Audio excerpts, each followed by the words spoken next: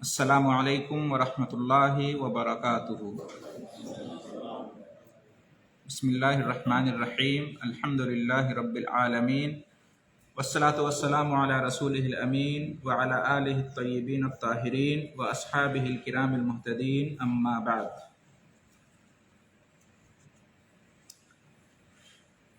آج فقہ میں طہارت کے مسائل میں موزوں اور جرابوں پر مسح کرنے کا بیان ہوگا، ٹھیک ہے؟ اس بارے میں آج کا درس ہوگا۔ موزوں اور جرابوں پر مسح کرنا، یہ آج کے درس کا موضوع ہے۔ موزوں پر مسح کرنا، اس کا کیا حکم ہے؟ ٹھیک ہے، پہلا مسئلہ، موزوں پر مسح کرنے کا کیا حکم ہے؟ واجب ہے، مستحب ہے، مباح ہے، حرام ہے، مکروہ ہے؟ ان پانچوں میں سے کیا ہے؟ مباح۔ مباح مینس جائز۔ مباح مینس جائز۔ تو موزوں پر مسح کرنا کیا ہے؟ جائز ہے، یعنی یہ ناجائز نہیں ہے، حرام نہیں ہے، مکروہ نہیں ہے، ناپسندیدہ نہیں ہے، بلکہ بعض حالات میں ہم یہ کہہ سکتے ہیں کہ مستحب ہے، پسندیدہ ہے، ٹھیک ہے؟ تو یہ ہوا اس کا حکم۔ موزوں پر مسح کرنا جائز ہے، اس پر اہل سنت والجماعت کا اتفاق ہے۔ اہل سنت والجماعت کے یہاں اس بارے میں کوئی اختلاف نہیں کہ موزوں پر مسح کرنا جائز ہے، ٹھیک ہے؟ بلکہ اس پر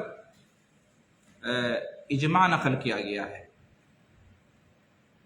اس پر اجماع نقل کیا گیا ہے۔ چنانچہ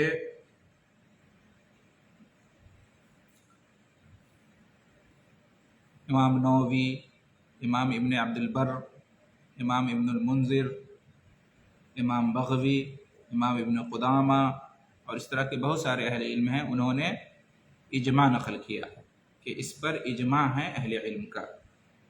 اور اجماع جانتے ہیں، اجماع بھی حجت ہے۔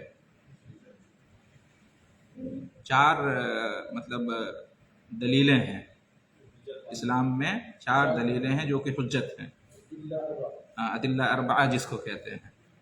نمبر 1 قرآن، نمبر 2 سنت حدیث، نمبر 3 اجماع، اور نمبر 4 قیاس۔ ہم چاروں کو مانتے ہیں۔ بعض لوگ اہل حدیث پہ یا سلفیوں پہ الزام لگاتے ہیں کہ اجماع اور قیاس کو نہیں مانتے ہیں، یہ غلط ہے۔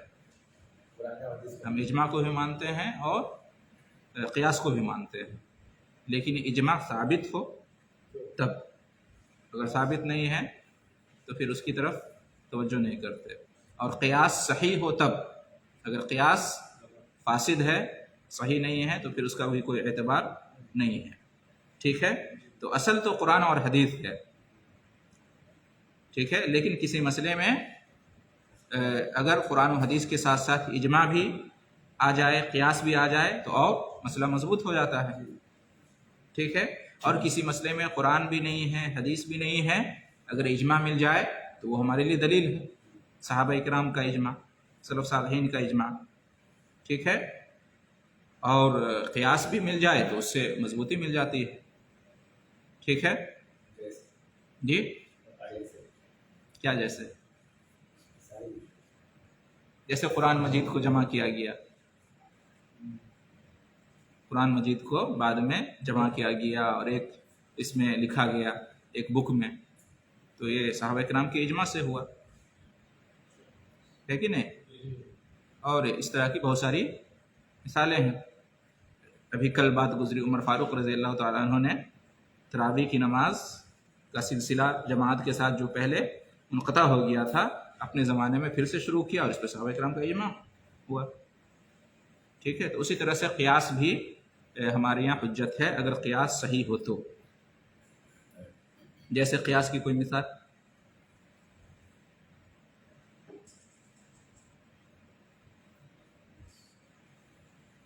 ایک تو اسی میں آئے گا انشاءاللہ. اور ویسے مطلب آسان اس میں سمجھنے کے لیے جیسے سگریٹ، تمباکو، یہ سب کیا ہے؟ حرام ہے. دلیل اس کی کیا ہے؟ ہاں یہ عمومی دلیل ہوئی. دلیل یہ ہے کہ اللہ وسلم نے جو ہے ہر اس چیز سے منع کیا، اس کو حرام قرار دیا ہے جس کے اندر نشہ ہو، سکران ہو جس کا، چاہے وہ پینے سے ہو یا اس کے اندر نشہ پایا جاتا ہے. تو جس کے اندر بھی نشہ پایا جائے گا وہ چیز کیا ہے؟ حرام ہے. خمر جو ہے، شراب، اس کے حرام ہونے کی وجہ کیا ہے؟ اس کے اندر نشہ ہے. علت کیا ہے؟ نشہ ہے. تو یہ علت، یہ وجہ، نشہ جس چیز میں بھی پائی جائے گی یہ وجہ تو وہ چیز حرام ہوگی. تو تمباکو میں، سگریٹ وغیرہ میں بھی وہ علت ہے نشہ کی. اور اس کے علاوہ اور بہت سارے علتیں ہیں جیسے صحت کے لیے نقصان دہ ہونا وغیرہ وغیرہ، فضول خرچی، کسی فائدہ کا نہ ہونا، اس کا خبیث ہونا، ناپاک ہونا، یہ ساری چیزیں. ٹھیک ہے. تو بہرحال خلاصہ یہ ہے کہ ہمارے یہاں قرآن بھی حجت ہے، حدیث بھی حجت ہے، اور اجماع اور قیاس بھی حجت ہے. موضوع پر مسح کرنا جائز ہے، اس پر اہل سنت والجماعت کا اتفاق ہے اور اہل علم نے اجماع اس پر نقل کیا ہے جیسا کہ آپ نے سنا. اس کی دلیل کیا ہے؟ اجماع کے علاوہ، اتفاق کے علاوہ نبی صلی اللہ علیہ وسلم کی حدیث سے ثابت ہے، نبی کریم صلی اللہ علیہ وسلم کے عمل سے ثابت ہے. بلکہ اس بارے میں بہت زیادہ حدیثیں آئی ہیں، تواتر کے درجہ کو حدیثیں پہنچی ہوئی ہیں اس بارے میں. امام احمد بن حنبل کہتے ہیں کہ لیس فی قلبی من المسح شیء، مسح کے تعلق سے، یعنی موضوع پر مسح کے تعلق سے میرے دل میں کوئی شک نہیں، یعنی یہ ثابت ہے. اور کہتے ہیں کہ فیہ 40 حدیثا عن النبی صلی اللہ علیہ وسلم، اس بارے میں نبی کریم صلی اللہ علیہ وسلم سے 40 حدیثیں وارد ہوئی ہیں مسح الخفین کے بارے میں. ٹھیک ہے.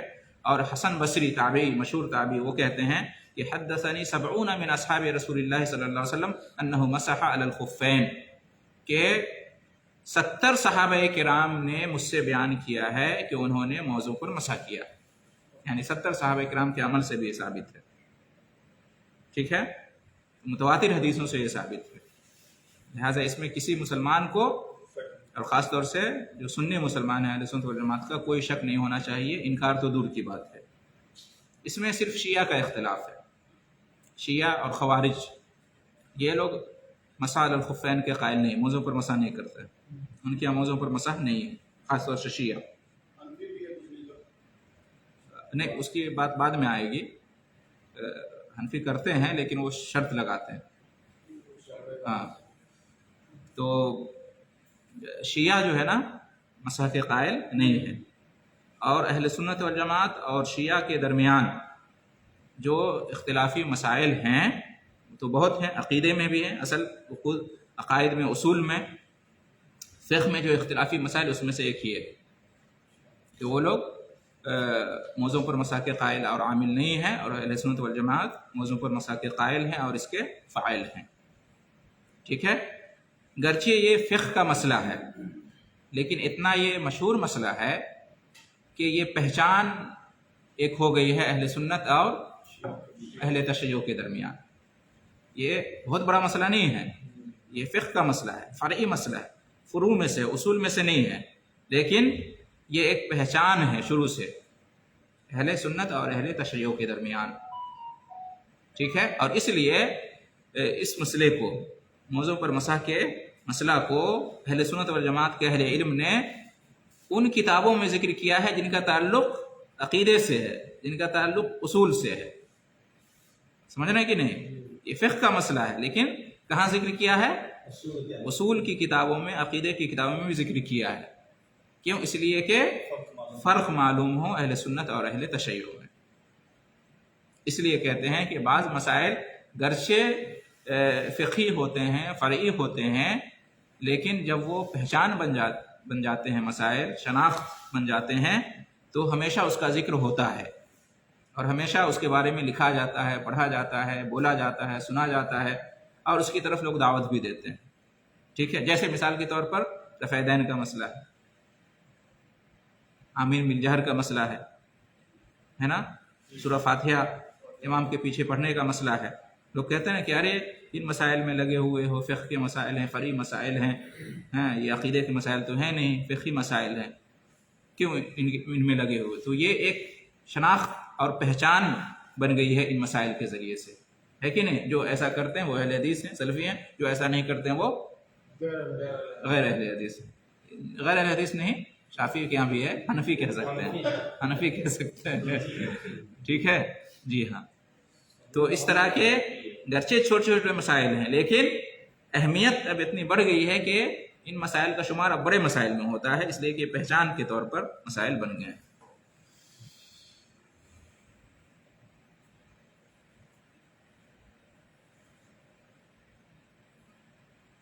अच्छा, दलील इसकी सुन्नत से कहा कि इस सिलसिले में बहुत सारी हदीसें हैं। इस सिलसिले की जो हदीसें हैं उसमें से मशहूर हदीस है मुगीरा बिन शुअबा रज़ी अल्लाह अन्हु से मरवी है, अन्ना रसूल अल्लाह सल्लल्लाहु अलैहि वसल्लम तवज़्ज़अ व मसह अलल जौरबैन व नालैन। अच्छा, ये दूसरी हदीस है, हम इसको बाद में देखेंगे। ये उन मौज़ूओं के बारे में हदीस है जो चमड़े के बने हुए नहीं हैं, हम इस पर बाद में आएंगे। जो मशहूर हदीस है इस बारे में मुग़ीरा बिन शुअबा रज़ी अल्लाह ताला अन्हु की कि मुग़ीरा बिन शुअबा रज़ी अल्लाह ताला अन्हु बयान करते हैं कि कुन्तु मअन नबी सल्लल्लाहु अलैहि वसल्लम फ़ी सफ़र, मैं नबी करीम सल्लल्लाहु अलैहि वसल्लम के साथ एक सफ़र में था। फ़अहवैतु लिअन्ज़िअ ख़ुफ़ैहि, मैं झुका ताकि मैं आपके मोज़ों को उतारूं आपके पाँव से। आप सल्लल्लाहु अलैहि वसल्लम को वज़ू करना था, तो मैं झुका ताकि मैं आपके पाँव आपके मोज़े निकाल दूं, उतार दूं, इसलिए कि आपको वज़ू करना था। और वज़ू में क्या होता है? पाँव को धोया जाता है। वज़ू असल क्या है? तहारत में पाँव में असल क्या है कि धोना चाहिए, लेकिन अगर उसके ऊपर मोज़े हैं तो फिर उस पर मसा करना भी जायज़ है, धोना ज़रूरी नहीं है, और उसकी शर्तें हैं, बाद में आएंगी शर्तें। तो कहते हैं कि मैं झुका ताकि आपके मोज़े उतार दूं, तो आप सल्लल्लाहु अलैहि वसल्लम ने फरमाया कि दअहुमा, आप सल्लल्लाहु अलैहि वसल्लम ने फरमाया कि छोड़ दो, मत उतारो। दअहुमा, आप सल्लल्लाहु अलैहि वसल्लम ने फरमाया कि छोड़ दो, दअहुमा, इन दोनों को मत उतारो। फ़इन्नी अदखलतुहुमा ताहिरतैन, इसलिए कि मैंने दो मोज़े अपने पाँव में तहारत की हालत में दाखिल किए थे, पाकी की हालत में मैंने दो मोज़े पहने थे, लिहाजा उतारने की ज़रूरत नहीं है। तो क्या किया आपने? उतारा नहीं, तो वज़ू कैसे किया जी? तो कहते हैं कि फ़मसह अलैहिमा, आप सल्लल्लाहु अलैहि वसल्लम ने उन दोनों पर मसह कर दिया। ये सही बुखारी और सही मुस्लिम की रवायत है। नहीं, खुफ़ैन का लफ्ज़ आया, खुफ़ैन। जौरबैन की जो हदीस मैंने पहले बयान की वो बाद में आएगी इंशाअल्लाह। तो खुफ़ैन का लफ्ज़ यहाँ पे आया है। खुफ़ भी मोज़ा को कहते हैं, लेकिन अब कौन सा मोज़ा, इसका बयान इंशाअल्लाह बाद में आएगा। ठीक है, अभी बात हमारी सिर्फ चल रही है कि मोज़े पर मसा करने का क्या हुक्म है और उसकी दलील है। अभी हम इस पे नहीं आए हैं कि मोज़े किस चीज़ का होना चाहिए या नहीं होना चाहिए, या कोई भी मोज़ा चलेगा, उस पर हम अभी नहीं आए। ठीक है जी हाँ, यानी वो रावी हैं इस हदीस के। शिया तमाम सहाबा किराम के खिलाफ रहते, हाँ उनके भी खिलाफ रहते हैं और बहुत सारे सहाबा किराम। हाँ, शिया का कोई एतबार नहीं है, उनके इख्तिलाफ का कोई एतबार नहीं। अहले सुन्नत वल जमात के का एतबार है बस, हमारे यहाँ उनका कोई एतबार नहीं। वो अली रज़ी अल्लाह तआला का नाम लेते हैं लेकिन ख़ुद उनके अमल को नहीं मानते हैं। अली रज़ी अल्लाह तआला अन्हु मोज़े पर मसा के कायल थे, इस पर अमल करते थे, लेकिन वो नहीं करते हैं। अगर आप अली को मानते तो क्यों नहीं उनके अमल पे अमल करते हो? उनके यहाँ वज़ू में पाँव धोना नहीं है। पाँव पे मसा करते हैं, पाँव पे मसा करते हैं, यानी वो हाथ धोते हैं, चेहरा धोते हैं, सर का मसा करते हैं और पाँव का भी मसा करते हैं। शिया लोग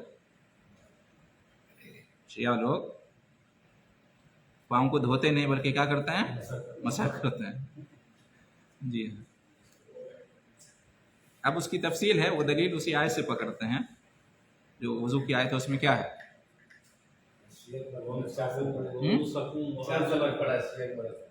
चार साल कहाँ से चले गए वहाँ? गांव के नजदीक है, उर्दू पढ़ने का वही था, मुझे इतना मालूम नहीं था।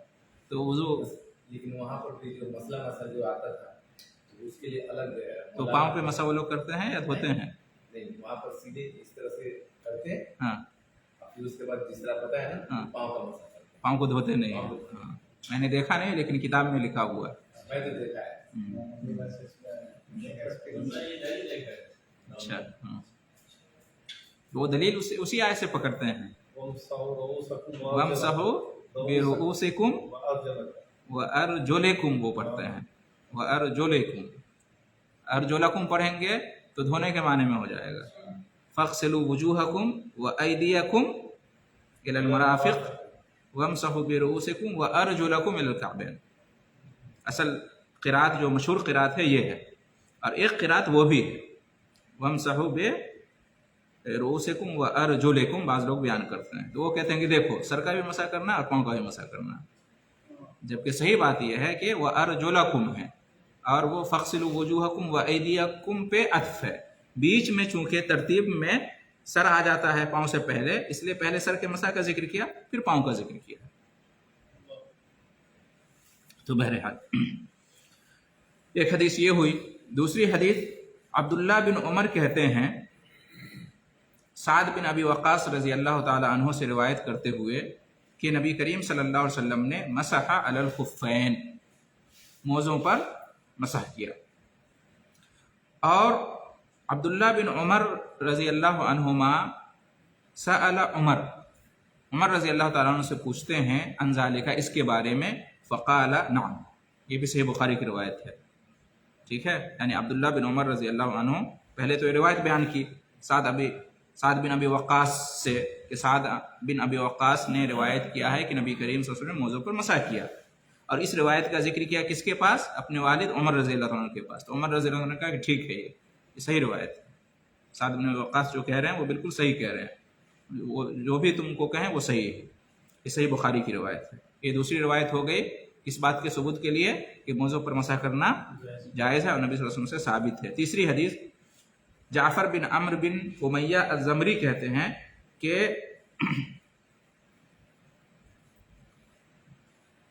रअन नबी सल्लल्लाहु अलैहि वसल्लम यमसहु अलल खुफ़ैन अन्ना अबाहु अख़बरहु अन्नहु रअन नबी सल्लल्लाहु अलैहि वसल्लम यमसहु अलल खुफ़ैन। ये भी सही बुखारी की रिवायत है। वो कहते हैं कि उनके वालिद ने उनको खबर दी है कि नबी करीम सल्लल्लाहु अलैहि वसल्लम मौज़ों पर मसह करते थे। इससे पहले हदीस में क्या था कि आपने मसह किया, तो एक दो बार नहीं किया। ये हदीस क्या बता रही है? करते थे, यानी आपका मामूल था। जब आपके पाँव पे मोज़े होते थे और वो तहारत की हालत में पहने हुए होते थे तो निकालते नहीं थे, बल्कि उस पर क्या करते थे? मसह करते थे। ये आपका मामूल था, ये एक दो बार का वाक़या नहीं है। चौथी हदीस जरीर बिन अब्दुल्ला की है। जरीर बिन अब्दुल्ला अस्सलाम वरहमतुल्लाह, जरीर बिन अब्दुल्ला के बारे में आता है कि हम्माम बिन हारिस बयान करते हैं कि मैंने जरीर बिन अब्दुल्ला को देखा, बाला पेशाब किया, सुम्मा तवज़्ज़ा फिर वज़ू किया, फ़मसह अला खुफ़ैहि तो वज़ू किया तो अपने मोज़ों पर मसह किया, ठीक है, यानी पाँव को धोया नहीं। सुम्मा क़ामा फ़सल्ला फिर खड़े हुए और नमाज पढ़ी। फ़सुइला तो पूछा गया कि आपने ऐसा क्यों किया, पाँव नहीं धोया, मोज़े पर मसह कर लिया और नमाज पढ़ ली। फ़क़ाल रअयतु नबी सल्लल्लाहु अलैहि वसल्लम सनअ मिस्ला हाज़ा, मैंने नबी करीम सल्लल्लाहु अलैहि वसल्लम को ऐसे ही करते देखा। तो ये भी एक दलील है। और जरीर बिन अब्दुल्ला जो हैं ये उन लोगों में से हैं, उन सहाबा इकराम में से जो आखिर में इस्लाम कबूल किए हैं, शुरू में इस्लाम कबूल नहीं किए हैं। सूरह माइदा की जो आयत है वज़ू की आयत, उस आयत के नाजिल होने के बाद इन्होंने इस्लाम कबूल किया है। और ये रिवायत कर रहे हैं मसह अलल खुफ़ैन की। इसमें किस तरफ इशारा है, इससे क्या कौन सा फ़ायदा मालूम हुआ? आखिरी वक्त तक जो है हाँ वो इसमें हाँ, बाज़ लोग ये कहते हैं कि मसा अलल खुफ़ैन जो मौज़े पर मसा, ये मनसूख हो गया, ये पहले हुक्म था बाद में मनसूख हो गया। कुरान की आयत नाजिल हुई कि अपने पाँव को धो वज़ू में, तो इस आयत से मनसूख हो गया। तो उस पर रद्द है कि नहीं, मनसूख नहीं हुआ है। इस रिवायत, इसको किसने रिवायत किया है? जरीर बिन अब्दुल्लाह ने। और जरीर बिन अब्दुल्लाह कब इस्लाम कबूल किए हैं? इस आयत के नाजिल होने के बाद। उन्होंने देखा नबी करीम सल्लल्लाहु अलैहि वसल्लम को मसा करते हुए, गोया कि वज़ू की आयत जिसमें पाँव को धोने का हुक्म है, उसके नाजिल होने के बाद भी नबी करीम सल्लल्लाहु अलैहि वसल्लम ने मौज़ों पर मसा किया है, लिहाजा यह हुक्म मनसूख नहीं है। ठीक है।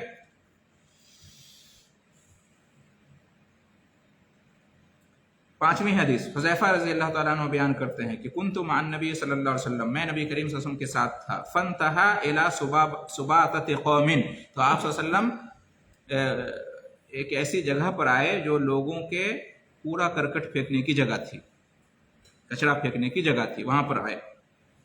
और क्या किया वहां पे आके? फबाल कायमन, और खड़े होकर आपने पेशाब किया वहां पे। ठीक है। फतवज़्ज़ा फमसह अला खुफ़ैहि, उसके बाद आपने वज़ू किया और दोनों मोज़ों पर मसह किया। ये सही बुखारी और मुस्लिम की रिवायत है। ठीक है। तो इससे दो बात मालूम है, एक तो ये कि खड़े होकर पेशाब करना जायज़ है, ये हराम नहीं है, और दूसरी बात ये है कि मोज़ों पर मसह करना भी जायज़ है। ठीक है।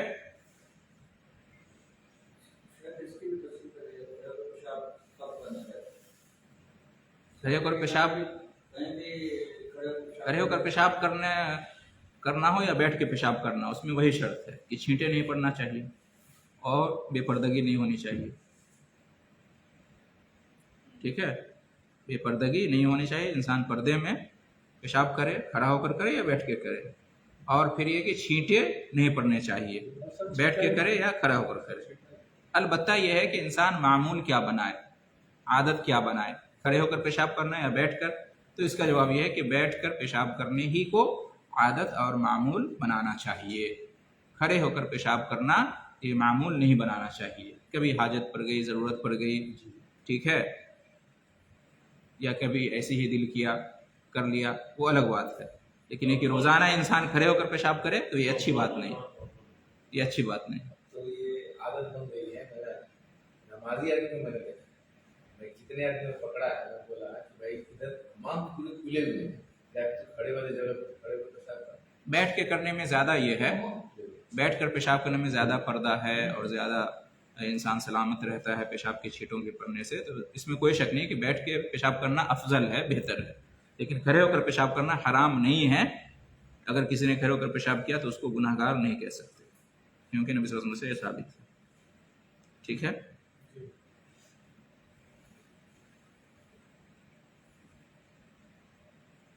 तो दलीलें हो गई, 5 दलीलें बयान की गई। ठीक है। ये इसलिए तफसील से बयान किया गया था, इसलिए कि शिया और सुन्नी में इस बारे में इख्तिलाफ है, तो दलीलें मालूम होनी चाहिए। ठीक है। और इजमा भी नकल किया, सहाबा इकराम का इत्तेफाक भी। तो ये हुक्म हो गया, मौज़ों पर मसा करने का हुक्म क्या हुआ, इसकी तफसील हुई। अब हिकमत क्या है, मौज़ों पर मसा करने की हिकमत क्या है? असल तो है कि पाँव को धोया जाए वज़ू के अंदर, तो आखिर क्या हिकमत है कि पाँव को धोने के बजाय मोज़े अगर पहने हुए हैं तो उस पर मसा कर लेना काफ़ी है? हिकमत क्या है इसके अंदर? हिकमत ये है कि लोगों की आसानी के लिए जो शरीयत ने जी, ये है हिकमत। दी है, आसानी दी गई है लोगों को, मशक्क़त और परेशानी से बचने के लिए ये रुख्सत है अल्लाह की तरफ से। ठीक है। जैसे सफ़र में होते हैं तो 4 रकत वाली नमाज को 2 रकत, क्यों? आसानी के लिए। सफ़र में होते हैं तो रोज़ा रखना रमज़ान में वाजिब नहीं है, ये रुख्सत दी गई है अल्लाह की तरफ से। ठीक है। जी हाँ। तो अल्लाह ताला ने जो रुख्सत दी है, जो इजाज़त दी है, जो आसानी दी है, तो उस सिलसिले में दिल में कोई तंगी नहीं रखनी चाहिए। अल्लाह ही की तरफ से इजाज़त है, छूट है, तो क्यों नहीं कबूल करें, है कि नहीं? दुनिया में ऑफ़र रहता है तो सबसे पहले पहुंच जाते हैं, लाइन में लग जाते हैं, है कि नहीं? تو یہ دین میں ہے رخصت. نبی کریم صلی اللہ علیہ وسلم کے بارے میں آتا ہے کہ جب بھی آپ صلی اللہ علیہ وسلم کو اختیار دیا گیا دو معاملے میں، یہ بھی جائز ہے یہ بھی جائز ہے، تم جو چاہو کرو، اللہ کی طرف سے یہ اختیار دیا گیا تو اختار ایسرہما، تو دونوں میں جو زیادہ آسان تھا اس کو آپ صلی اللہ علیہ وسلم نے اختیار کیا. یہ آپ کی عادت تھی تاکہ امت کے لیے بھی آسانی ہو. ہاں یہ ہے کہ اس میں کوئی گناہ والا معاملہ نہیں ہونا چاہیے. اب کوئی گناہ کرے کہ گناہ کرنا آسان ہے نیکی کرنا مشکل ہے تو میں گناہ ہی کروں گا، یہ بات نہیں. اس میں گناہ ہے، لیکن اگر جائز ہے اور اس میں آسانی ہے تو اس کو کرے تو یہ شریعت اس کو مطلب پسند کرتی ہے، اللہ کو پسند ہے. اللہ رب العالمین کو رخصتوں پر عمل کرنا ایسے ہی پسند ہے جیسے کہ حرام چیزوں کو چھوڑ دینا یا واجب چیزوں کو ہر حال میں کرنا. جی ہاں جی.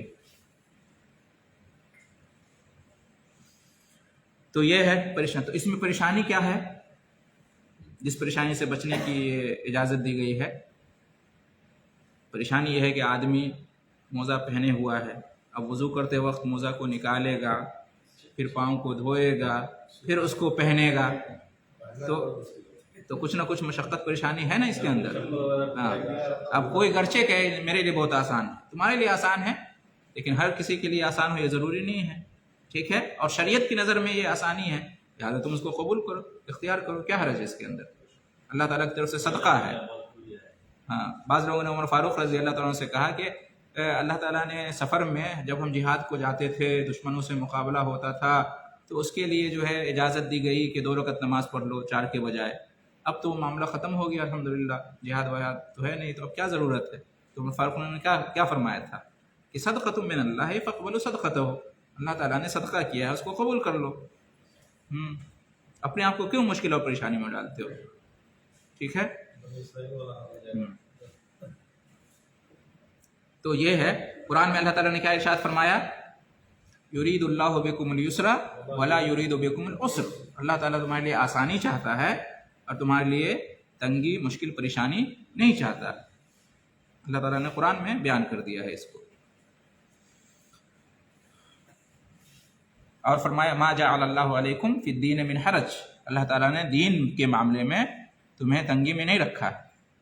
تو آسانی اگر اللہ کی طرف سے ہے تو اسے قبول کرنے میں کوئی حرج نہیں ہونا چاہیے. اچھا، اب یہاں پر ایک مسئلہ ہے کہ بہتر کیا ہے؟ بہتر یہ ہے کہ آدمی موزوں پر مسح کرے، یا بہتر یہ ہے کہ موزے اتار کے پاؤں کو دھوئے؟ دونوں میں بہتر کیا؟ جائز تو دونوں ہے، جائز دونوں ہیں. آدمی موزے پر مسح کر لے یہ بھی جائز ہے، یا موزے اتار کے پاؤں دھوئے یہ بھی جائز ہے. ٹھیک ہے، لیکن دونوں میں بہتر کیا ہے، افضل کیا ہے؟ حالات کے حساب سے ڈیسائیڈ کریں. ٹھنڈی ہے تو موضوع پہ مسح کرنا زیادہ نہیں. ایک بات یاد رکھیے کہ موزے پر مسح کرنے کی جو اجازت ہے اس کا تعلق کسی موسم سے نہیں ہے کہ مطلب سردی ٹھنڈی ہے تو مسح کرو ورنہ نہیں کرو، ایسا حکم نہیں ہے. یا یہ بھی نہیں کہ سفر میں ہو تو کرو اور سفر میں نہیں ہو تو نہیں کرو، ایسا بھی نہیں. سفر اور حضر دونوں میں جائز ہے، اور ٹھنڈی اور سردی گرمی دونوں میں جائز ہے. باہر کا موسم ہو، برسات کا موسم ہو، سردی ہر موسم میں جائز ہے. اور آدمی بیمار ہو یا بیمار نہ ہو دونوں حالت میں جائز ہے. یعنی خاص نہیں ہے کسی ایک کنڈیشن کے لیے کہ سردی ہے تو، یا برسات ہے تو، یا بیمار ہو تو، یا سفر میں ہو تو، ایسی کوئی قید نہیں ہے، ہر حالت میں کر سکتے ہیں. تو اب یہاں ایک مسئلہ اہل علم نے بیان کیا ہے کہ بہتر کیا ہے. تو جائز تو دونوں ہیں، لیکن یہ ہے کہ ہاں تو ایک یہ ہے کہ آسانی جس میں ہے اس کو پسند کی زیادہ بہتر ہے. آسانی کر دے کہ سارا کام ختم ہو جائے.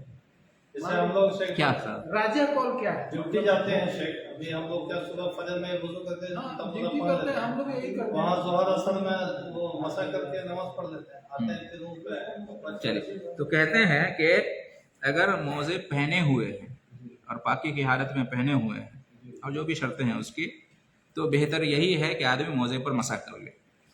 یہ بہتر نہیں ہے کہ موزے اتارے اور پاؤں کو دھوئے اور پھر موزے پہنے، یہ بہتر نہیں. ٹھیک ہے. اور اگر پاؤں میں موزے نہیں پہنے ہوئے ہیں تو بہتر کیا ہے کہ پاؤں کو دھوئے، تو بہتر کیا ہے پاؤں کو دھوئے. یہ مشقت اور پریشانی میں نہ ڈالے کہ موزہ پہن لے اور پھر اس پر مسح کرے، ایسا نہیں ہے. ٹھیک ہے جی، یہ تفصیل ہے اس کے اندر.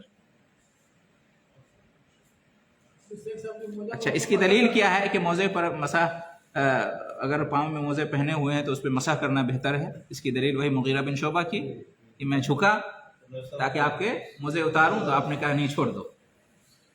تو جو بہتر تھا آپ نے وہی کیا نا. بہتر کیا تھا؟ آپ نے جو کیا وہی بہتر ہے. آپ نے نہیں اتارا تو نہیں اتارنا بہتر ہے، مسح کرنا بہتر ہے. پھٹا ہوا آتا بعد میں، لیکن پوچھ لیا تو بتا دیتے ہیں کہ موزہ میں اگر کہیں سوراخ ہے، پھٹا ہوا ہے، تو بھی کوئی مسئلہ نہیں ہے، تو بھی کوئی مسئلہ. ابھی وہ سب انشاءاللہ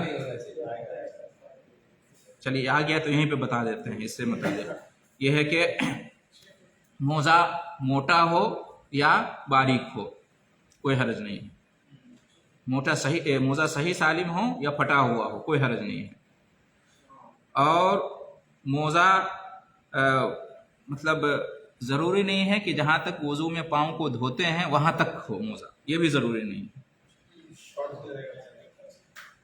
یعنی ٹخنے سے نیچے بھی اگر موزہ ہے، ٹخنے سے نیچے بھی اگر موزہ ہے تو بھی اس پر مسح کر سکتے ہیں. ٹھیک ہے، ضروری نہیں ہے کہ موزہ اتنا مضبوط ہو کہ اس پہ آدمی 3 دن تک بغیر جوتے کے بھی چل سکتا ہو تبھی مسح کر سکتے ہیں، ورنہ نہیں. احناف کے یہاں اس طرح کی شرط ہے ہاں کہ ایسے موزہ اور جراب ہو. وہ کیا کہتے ہیں کہ چمڑے کا ہونا چاہیے. اگر چمڑے کا نہیں ہے، دوسری چیز کا ہے، تو اتنا موٹا ہو، اتنا مضبوط ہو کہ کم سے کم 3 دن تک آدمی چلتا رہے اور وہ پھٹے نہ، بغیر جوتا کے چلتا رہے. مطلب وہ ایک مطلب معیار انہوں نے بنایا. تو اس کی کوئی دلیل نہیں، اس کی کوئی دلیل نہیں. بعض لوگ کہتے ہیں کہ اتنا موٹا ہو کہ اس پہ پانی اگر پڑے تو پانی جو ہے نا ہاں نیچے نہ جائے، چمڑے تک نہ جائے. اس کی بھی کوئی دلیل نہیں. یہ سب اپنی طرف سے لوگوں نے ہاں جی، شریعت نے آسانی دی ہے اور اس طرح کی شرطیں لگا کر آپ پریشانی اور مشقت میں ڈال رہے ہیں لوگوں کو، تو ایسا نہیں ہونا چاہیے. ٹھیک ہے. اور پھر یہ شرط لگاتے ہیں بعض لوگ کہ مطلب موزہ ایسا ہو کہ جیسے چمڑے کا موزہ جو ہے نا پاؤں میں آ جاتا ہے بغیر کسی سپورٹ کے، اسی طرح کا موزہ ہو، بغیر سپورٹ کے آ جائے موزہ تو اس پہ کر سکتے ہیں. لیکن موزہ ایسا ہے کہ مطلب وہ اس لیے آپ کے پاؤں میں آ جاتا ہے کہ مطلب اس میں اسپرنگ لگا ہوا ہے یا ربر لگا ہوا ہے یا پلاسٹک لگا ہوا ہے، اس لیے وہ آپ کے پاؤں میں باقی رہتا ہے، ورنہ اتر جائے گا، نکل جائے گا. تو اس طرح کی بھی کوئی شرط ورد نہیں ہے. موزہ چمڑے کا ہو یا اونی ہو یا نائلون کا ہو یا کپڑے کا ہو، کسی بھی چیز کا ہو، ہر قسم کے موزے پر مسح کرنا جائز ہے. ٹھیک ہے. اب اس کی کیا دلیل ہے کہ بغیر چمڑے کا موزہ ہو، یعنی موزہ اگر چمڑے کا نہ ہو تو بھی اس پر مسح کرنا جائز ہے. موزہ اگر چمڑے کا ہو تو اس پر مسح کرنا جائز ہے. اس پر سب کا اتفاق ہے، اس میں اختلاف نہیں ہے. احناف بھی اس کے قائل ہیں، بلکہ ان موزوں اور جراب پر بھی مسح کرنے کے قائل ہیں احناف جو گرچہ موزے چمڑے کے نہیں ہیں لیکن موٹے ہیں. اور جو شرطیں بیان کی میں نے آپ کے سامنے، ان شرطوں کو مطابق ہیں، تو چمڑے کے نہ ہو تو بھی جائز ہو ان کے یہاں. تو اختلاف کس میں ہے؟ وہ موزے جو چمڑے کے نہیں ہیں، کیا ان پر مسح کرنا جائز ہے؟ اس میں اختلاف ہے. ٹھیک ہے. بعض اہل علم کہتے ہیں کہ جائز نہیں ہے اور دوسرے اہل علم کہتے ہیں کہ جائز ہے. اور صحیح یہ ہے کہ اگر چمڑے کا نہیں ہے تو بھی جائز ہے، تو بھی جائز ہے. عربی میں خف کہتے ہیں وہ موزہ جو چمڑے کا ہے. خف جو لفظ آیا ہے حدیثوں کے اندر، خف ایک موزہ، خفین 2 موزہ، اور خفاف ہاں یعنی واحد، تثنیہ اور جمع. ٹھیک ہے. تو جو خف کے بارے میں تو حدیثیں آپ نے سنی. خف اس کو کہتے ہیں جو خاص موزے چمڑے کا موزہ ہو. دوسرا جو اس کا جورب کہتے ہیں. ہاں جورب، عربی میں جورب کہتے ہیں، جوارب، جورب، جس کو ہم لوگ جراب کہتے ہیں، ہے نا، جراب کہتے ہیں. تو ہاں اردو میں جورب یا جراب اس موزے کو کہتے ہیں جو کسی بھی چیز کا ہو، ٹھیک ہے، اور خف اس موزے کو کہتے ہیں جو چمڑے کا. تو خف کے بارے میں تو سب کا اتفاق ہے، جورب کے بارے میں اختلاف ہے، اور صحیح کیا ہے کہ جورب پر بھی کرنا جائز ہے. اس سلسلے میں ایک حدیث بیان کی جاتی ہے مغیرہ بن شعبہ کی، جو میں نے شروع میں آپ کے سامنے پڑھی تھی، کہ ان رسول اللہ صلی اللہ علیہ وسلم توضأ ومسح علی الجوربین والنعلین، کہ اللہ کے رسول صلی اللہ علیہ وسلم نے وضو کیا اور مسح کیا جورب پر اور نعل پر، جوتے پر. آپ صلی اللہ علیہ وسلم نے مسح کیا کس پہ؟ جورب پہ اور نعل پہ. جورب کہتے ہیں موزہ، اور اس کے لیے چمڑے کا ہونا شرط نہیں ہے، اور نعل کہتے ہیں جوتا چپل جو ہوتا ہے. یہ سنن ابو داؤد کی روایت ہے. صحیح ہے. لیکن مسئلہ اس میں یہ ہے کہ یہ حدیث جو ہے نا مختلف فی ہے، محدثین نے اس کو ضعیف قرار دیا ہے اور بعض نے اس کو صحیح کہا. زیادہ تر محدثین نے اس کو ضعیف قرار دیا. اگر یہ حدیث بالکل صحیح ہوتی، کوئی کلام نہیں ہوتا، تب تو کوئی اختلاف ہی نہیں ہوتا. چونکہ اس حدیث میں کلام ہے، یہ شاذ حدیث ہے اور ضعیف قرار دیا گیا ہے، گرچہ شیخ البانی وغیرہ نے اور بعض نے اس کو صحیح یا حسن بھی کہا ہے. ٹھیک ہے، تو جب یہ دلیل دیتے ہیں تو رد کر دیتے ہیں کہ یہ حدیث ضعیف ہے، یہ نہیں چلے گی. ٹھیک ہے، مان لیتے ہیں یہ حدیث ضعیف ہے جیسا کہ محدثین نے بھی کہا ہے.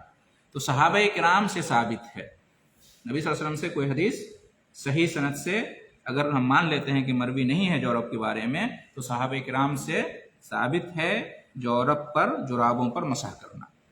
ٹھیک ہے، چنانچہ امام ابو داؤد اپنی کتاب سنن میں کہتے ہیں کہ مسح علی الجوربین علی بن ابی طالب وابن مسعود والبراء بن عازب وانس، اور اس طرح سے کئی صحابہ کرام کا ذکر کیا ہے کہ موزوں پر جو چمڑے کے نہیں ہیں مسح کیا ہے ان پر علی بن ابی طالب نے، ابن مسعود نے، براء بن عازب نے، انس بن مالک نے، وغیرہ وغیرہ رضی اللہ عنہ. ٹھیک ہے، اور کہتے ہیں ورویہ عن عمر وابن عباس، اور روایت کیا گیا ہے عمر رضی اللہ تعالیٰ عنہ سے بھی اور ابن عباس سے بھی، اور عبداللہ بن عمر رضی اللہ تعالیٰ عنہ کا بھی نام آتا ہے، اور 7 صحابہ کرام کا نام سے نقل کیا گیا، 7 صحابہ کرام سے. ابن منذر نے کہ 7 صحابہ کرام سے جورب پہ مسح کرنے کو نقل کیا ہے، 7 صحابہ کرام سے. ٹھیک ہے، تو صحابہ کرام کے عمل سے ثابت ہے. تو ایک تو قیاس ہوا اور ایک صحابہ کرام کا عمل ہوا. قیاس کیا ہوا کہ جس طرح سے خف ہے اسی طرح سے جورب ہے، دونوں کی علت ایک ہے. علت کیا ہے، وجہ کیا ہے؟ نہیں، ہاں مطلب دونوں ایک ہے، سملر ہے کہ دونوں پاؤں میں پہنا جاتا ہے، دونوں کے پہننے کا مقصد ہی ایک ہوتا ہے. بلکہ اب تو چمڑے کا کون پہنتا ہے؟ اب تو زیادہ تر اونی اور کپڑوں ہی کا پہنا جاتا ہے، اس کی جگہ انہی موضوع نے لے لیا ہے. خاص جگہ پر تو خالی چمڑے کے لوگ پہنتے ہیں، تبلیغی جماعت. ہاں، وہ جو شدت متشدد لوگ ہیں، کہہ رہے ہیں متشدد لوگ ہوئے، ہاں کٹر پنتھ جس کو کہتے ہیں وہ. ہاں جی، تو کہہ رہے ہیں کہ مطلب خف اور جورب میں فرق کرنے کی ضرورت کیوں ہے جبکہ دونوں کا مقصد ایک ہی ہوتا ہے پہننے کا. اور آج کے زمانے میں چمڑے سے زیادہ انہی چیزوں کا استعمال ہوتا ہے. ایک تو یہ، دوسری یہ کہ خف جو ہے اس پہ مسح کی جو اجازت دی گئی، کیوں؟ وجہ کیا ہے، حکمت کیا ہے، علت کیا ہے؟ کیا وہ وجہ، وہ علت، وہ حکمت اس میں نہیں ہے جورب میں؟ اس میں بھی ہے. وہی نکالنا ہے نا، اور پھر دھونا اور پھر پہننا، یہ جو پریشانی ہے خف میں جیسے تھی وہ پریشانی اس میں بھی ہے. اور اللہ تعالیٰ نے آسانی دی ہے تو ہمیں آسانی کو قبول کرنا چاہیے، لہٰذا دونوں میں فرق کرنے کی ضرورت نہیں ہے. انشاءاللہ اس پر بھی جورب پہ بھی مسح ہو جائے گا، زیادہ شدت اختیار کرنے کی ضرورت نہیں ہے.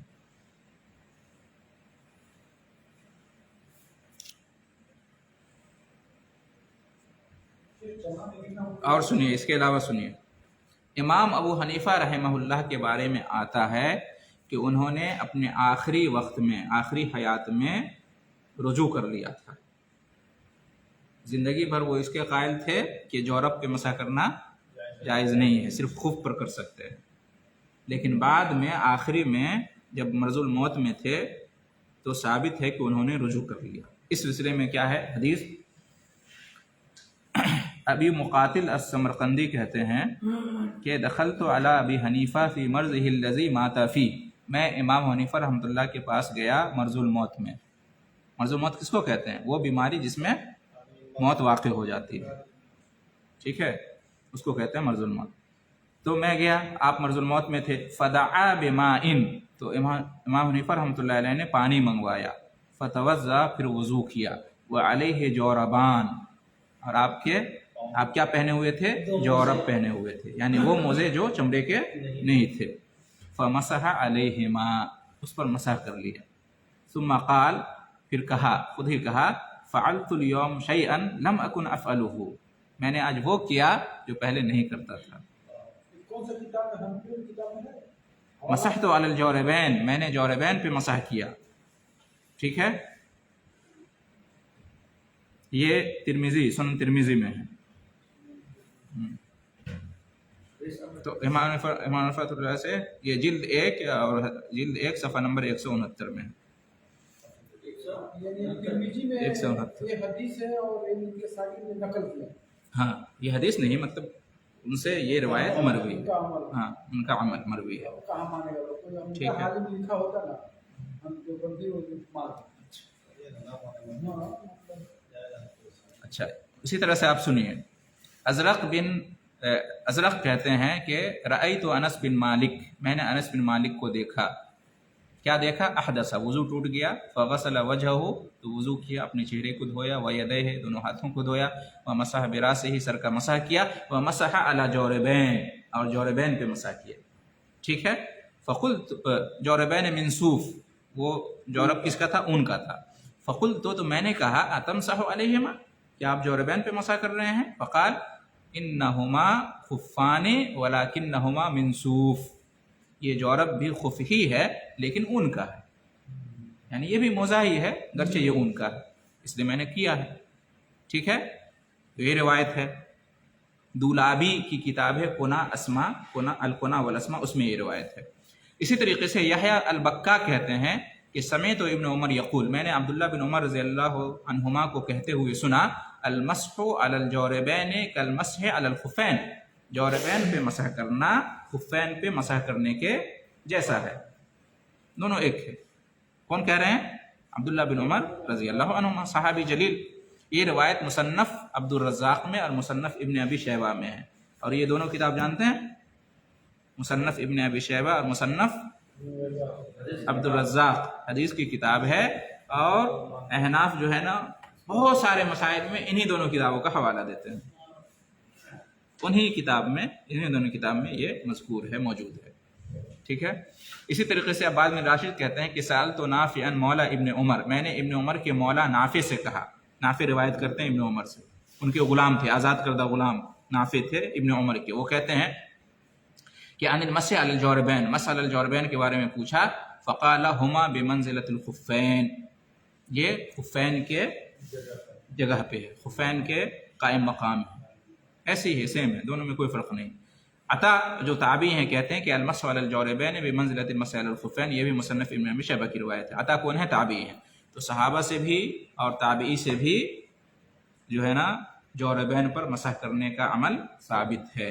ابراہیم نخعی، سفیان ثوری، عطا بن ابی رباح، سعید بن مسیب، یہ سب بڑے بڑے تابعین ہیں، ان سے بھی ثابت ہے۔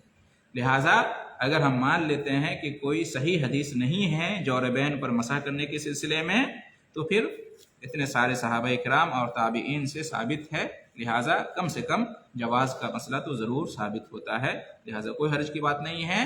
اگر کوئی ان موضوع پر مسح کرتا ہے تو ان کو منع نہیں کر سکتے، روک نہیں سکتے، انکار نہیں کر سکتے، ٹھیک ہے۔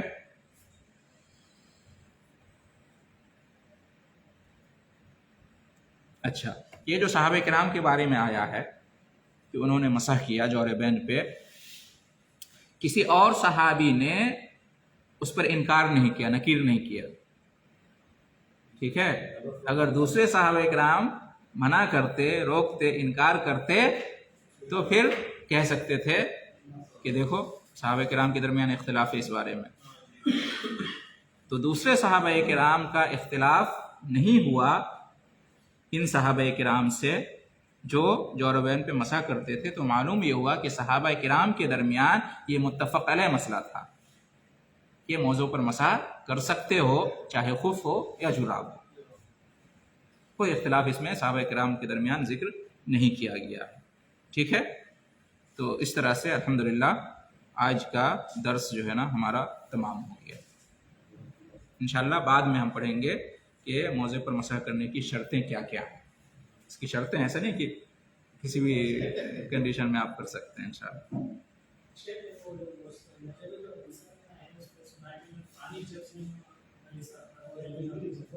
बोले ना, ये सब शर्तें नहीं, ये सब कुछ लोग शर्त लगाते हैं जो मुतशद्दिद लोग हैं, लेकिन इस तरह की शर्तें हदीस में वारिद नहीं हुई हैं। जी हाँ, वो खुफ जो चमड़े का होता है उस तरह का मौजा बनाने के चक्कर में इस तरह की शर्तें लगाते हैं कि खुफ ऐसा होता है तो ये भी ऐसा होता है। और ये कि मतलब फटा हुआ हो, सुराख हो, कोई मसला नहीं। सहाबा किराम जो है ना खुफ पहनते थे और उसी में जो है ना चलते थे, जिहाद करते थे, सफ़र करते थे, और अक्सर व बेशतर सहाबा किराम फ़ुक़रा थे, मुहाजिरीन में से, अंसार में से, तो उनके जो है वो फट जाया करते थे, सुराख हो जाया करते थे, फिर भी मसा करते थे। तो ये सब शर्त नहीं है कि बिल्कुल सही सालिम हो, ऐसी कोई शर्त नहीं है। मोटा हो, ऐसी भी कोई शर्त नहीं है। ठीक है, मुसलमान से भी परेशान है, शर्त लगा दी है। बाज़ फौजियों को आप देखेंगे यहाँ कि जूतों के ऊपर भी मसा कर लेते हैं, तो वो इसलिए करते हैं कि वही इल्लत देखते हैं, उसमें तो और ज़्यादा परेशानी है।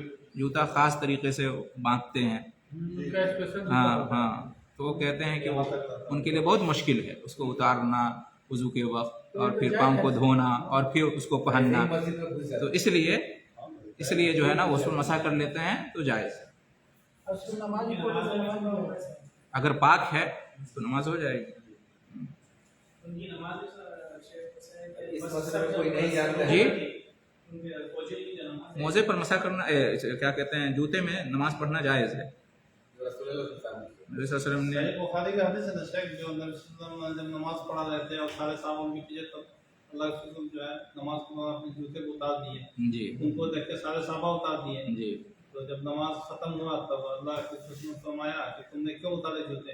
जी तो साहबा कहा कि आप उतारे इसलिए हम भी उतार दिए। जी तो अल्लाह के रसूल ने फरमाया कि हमें जिब्रील ने आकर खबर दी थी कि आपके जूते में गंदगी लगी। जी जी, वो हदीस इस तरह से है जी कि अबू सईद खुदरी रज़ी अल्लाह तआला अन्हु बयान करते हैं कि बैनमा रसूलुल्लाह सल्लल्लाहु अलैहि वसल्लम युसल्ली बि अस्हाबिही, आप सल्लल्लाहु अलैहि वसल्लम सहाबा किराम को नमाज पढ़ा रहे थे, फ़ख़लअ नालेह, कि अचानक नमाज की हालत में आप सल्लल्लाहु अलैहि वसल्लम अपने जूतों को उतार दिया। आप सल्लल्लाहु अलैहि वसल्लम क्या कर रहे थे? इमाम थे, सहाबा किराम मुक्तदी थे, नमाज हो रही थी, कि नमाज की हालत ही में अचानक आप सल्लल्लाहु अलैहि वसल्लम ने अपने दोनों जूते उतार लिए। फ़वज़अहुमा अन यसारिही, और उतार के अपने बाईं तरफ रख दिया दोनों जूतों को। फ़लम्मा रअा ज़ालिकल क़ौम, जब कौम ने, सहाबा किराम ने देखा इसको, अलक़ौ निआलहुम, तो उन्होंने अपने जूते निकाल लिए नमाज की हालत में। सहाबा किराम ने देखा कि आपने उतार दिया, तो सहाबा किराम ने भी उतार दिया। फ़लम्मा क़ज़ा रसूलुल्लाह सल्लल्लाहु अलैहि वसल्लम सलातहु, जब अल्लाह के रसूल सल्लल्लाहु अलैहि वसल्लम ने नमाज पूरी की, फारिग हुए नमाज से, तो कहा मा हमलकुम अला इल्क़ाइ निआलिकुम, तुम लोगों ने क्यों अपने जूते उतार दिए? ऐसा क्या हुआ कि तुम लोगों ने अपने जूते उतार दिए? फ़क़ालू, तो उन्होंने कहा कि रअयना का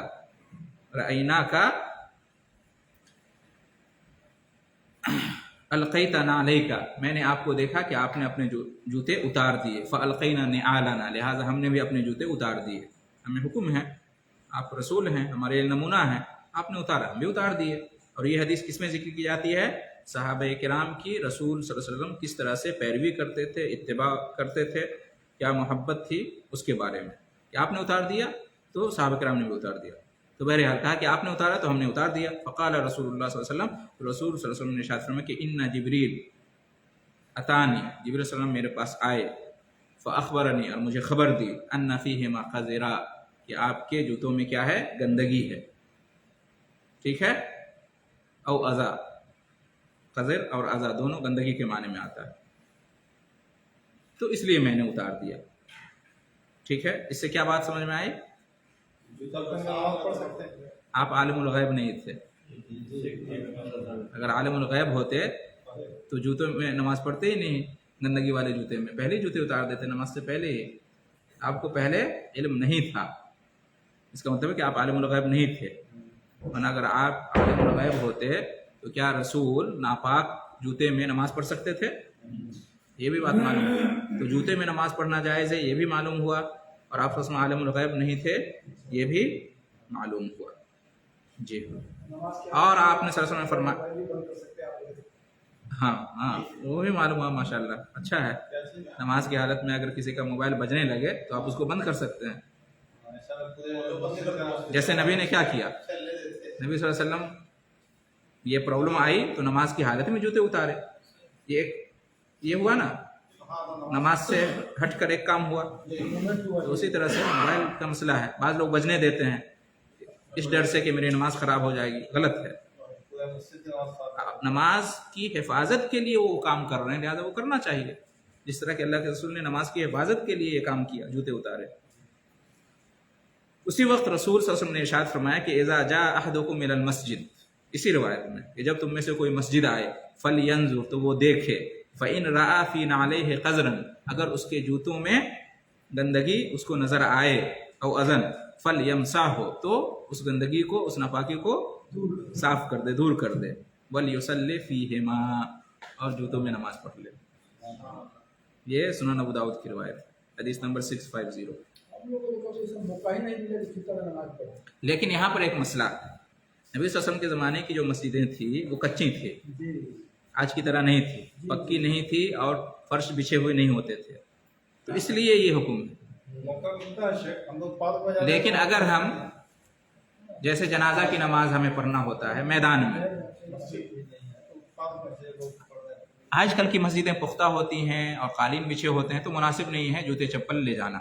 ठीक है, हम ये नहीं कहते हैं, ये दावत नहीं देते हैं। लेकिन जनाजा की नमाज पढ़ रहे हैं मैदान में, खुले मैदान में, जनाजा की नमाज, कब्रिस्तान के बगल में कांटे भी होते हैं, तो वहाँ पे आप इस सुन्नत पे अमल कर सकते हैं। वहाँ पे लोग क्या करते हैं, उसको उतार के उसी पे खड़े हो जाते हैं। कुछ लोग ऐसा कांटे से बचने के लिए क्या करते हैं, चप्पल उतार लेते हैं फिर उसी पे खड़े हो जाते हैं। तो उससे अच्छा पहने रहो, गलत है। शर्त क्या है, बस पाक होनी चाहिए। अगर पाक है तो आप उसमें नमाज पढ़ सकते हैं, कोई मसला नहीं। बदगनी से बचने के लिए उतार देते हैं, कौन जाएगा झगड़ा पंगा करने। ठीक है, हम वाजिब नहीं कह रहे हैं कि पहन के नमाज पढ़ना वाजिब है, हम जायज़ की बात कर रहे हैं कि जायज़ है। हाँ, जिस तरह से ये कपड़ा है पहनने के लिए, उसी तरह जूता चप्पल भी पहनने की एक चीज़ है। जिस तरह से ये कपड़े का पाक होना ज़रूरी है, उसी तरह से जूते का पाक होना भी ज़रूरी है। बात ख़त्म, सिर्फ पाक होना। हाँ, दर्स ख़त्म हो गया, जा सकते हैं जी।